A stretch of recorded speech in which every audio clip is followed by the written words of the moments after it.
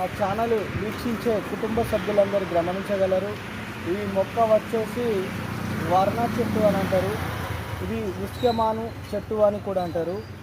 ఈ యొక్క మొక్క ఉలిమిడి చెట్టు అని కూడా కొన్ని ప్రాంతాలలో పిలుస్తారు. మరొక ప్రాంతంలో దీన్ని మొగలింగ చెక్క చెట్టు అని వాడతారు.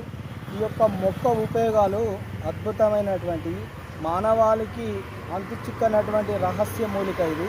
ఈ యొక్క మూలిక కిడ్నీ స్టోన్ మీద, నరాల బలహీనత మీద అద్భుతమైనటువంటి ఉపయోగకరమైనటువంటి మొక్క ఇది. దీనితోటి ఈ యొక్క మొక్క నరాల బలహీనతకు అద్భుతంగా పనిచేస్తుంది.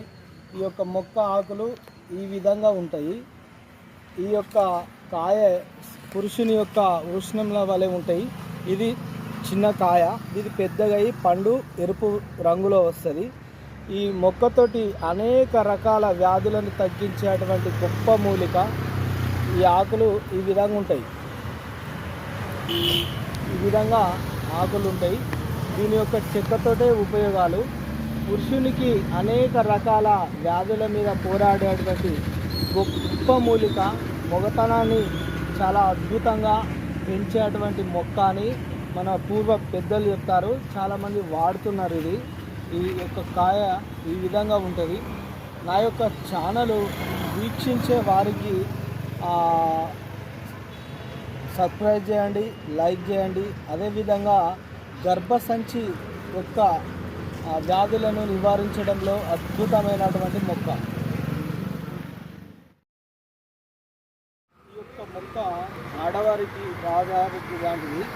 ఈ మొక్క ఈ విధంగా ఉంటుంది, కాయలు ఈ విధంగా ఉంటుంది. స్త్రీ యొక్క గర్భసంచి సంబంధించిన వ్యాధులు కానీ, గర్భంలో వచ్చేటువంటి గడ్డలు కానీ, అలాంటి వ్యాధులకు దీని యొక్క ఆకు, దీని బెరడ, దీన్ని పౌడర్ కొట్టుకొని రోజుకొక స్పూను 2 గ్లాసుల వాటర్ పోసి 1 గ్లాసు మరిగించి రోజు నిత్యం తీసుకున్నట్లయితే 40 రోజుల్లో అద్భుతమైన రిజల్ట్ వస్తుంది.